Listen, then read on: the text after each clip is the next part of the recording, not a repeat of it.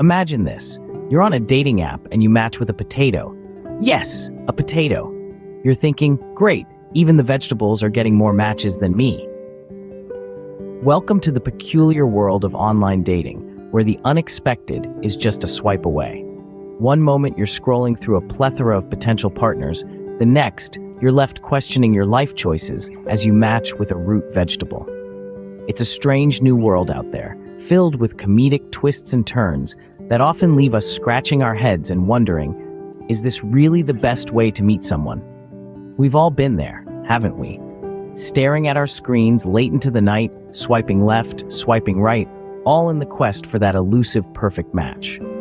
But let's face it, sometimes it feels like we're playing a never-ending game of digital bingo, where the odds often seem stacked against us. And let's not forget about the profiles. Oh, the profiles. From the guy who loves long walks on the beach and cuddling kittens, to the woman who's looking for her Prince Charming while posing with a tiger. It's a veritable smorgasbord of personalities, each one more eccentric than the last. And amidst all the chaos and confusion, it's easy to lose sight of what we're really looking for.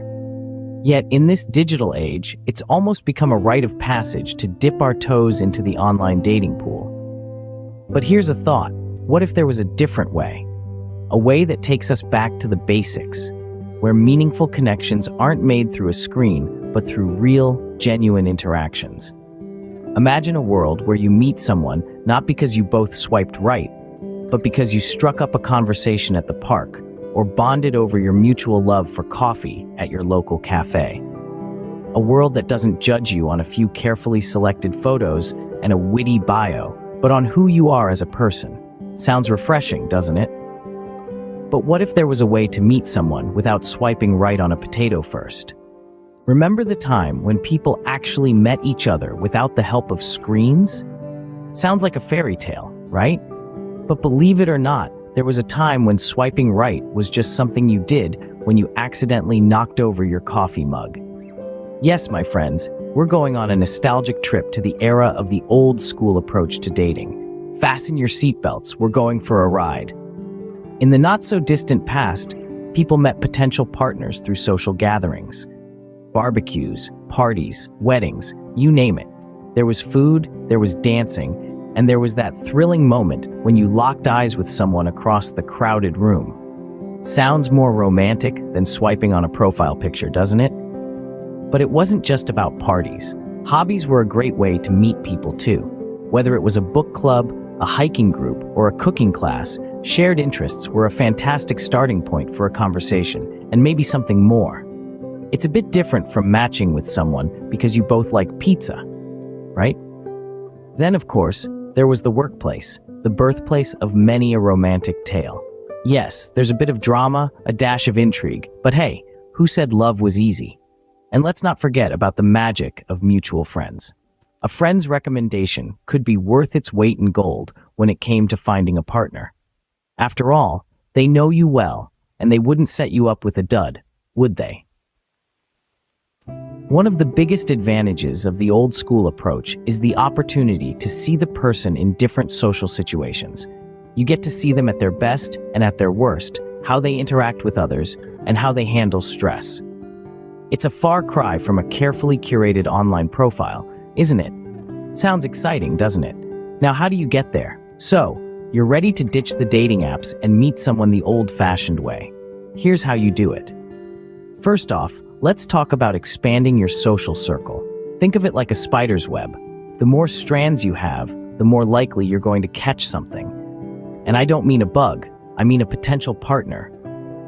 Attend social events, volunteer in your community, or join clubs that interest you.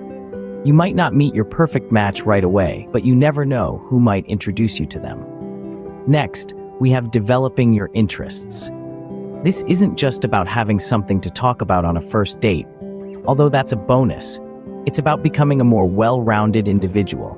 Maybe you've always wanted to learn to play the guitar, or you're fascinated by Italian cuisine. Dive into these interests. Not only will you have a great time, but you'll also attract people who share your passions. Improving your communication skills is a big one. It's not just about chatting up a storm, it's about truly connecting with people. Practice active listening. Show genuine interest in what others are saying. And remember, a good conversation is like a game of tennis. You need to give and take, not hog the ball. And finally, be open to new experiences. This is about stepping out of your comfort zone. Try a new hobby, travel to a different city, or sample a cuisine you've never tried before. Who knows, you might bump into someone special while you're salsa dancing or trying out that new sushi place. Sure, you might feel a bit uncomfortable at first, but just like a baby learning to walk, you'll stumble a bit, then you'll get the hang of it. You'll meet new people, learn new things, and most importantly, you'll have fun. And remember, folks, this isn't a race. You're not trying to beat anyone to the finish line. You're on a journey to find someone who compliments you, makes you laugh, and shares your values. Remember, it's not about rushing to find the one, it's about enjoying the journey. Now, you're equipped with all the tools to meet someone without a dating app. It's time to put them into action. Let's do a quick recap of our journey so far. We've navigated the treacherous waters of the dating app dilemma and emerged victorious on the shores of the old school approach. We've armed ourselves with practical steps, a map to the treasure chest of meaningful relationships and personal growth. Remember, venturing out into the real world, your charm is your compass, your wit, your wind, and your courage, your sails. This journey is not just about finding a partner, but also about discovering yourself.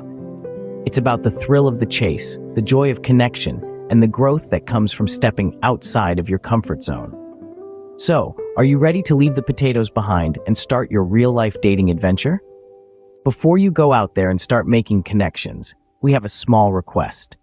You've spent the last few minutes with us, exploring the world of dating beyond the confines of an app. We've laughed, we've learned, and hopefully, you're now equipped with some fresh strategies to find that special someone. But we don't want this journey to end here. We want to hear from you. Did you try the old school approach? How did it go? What practical steps worked for you? Do you have any questions or funny stories to share? Jump into the comments section and let's keep this conversation going.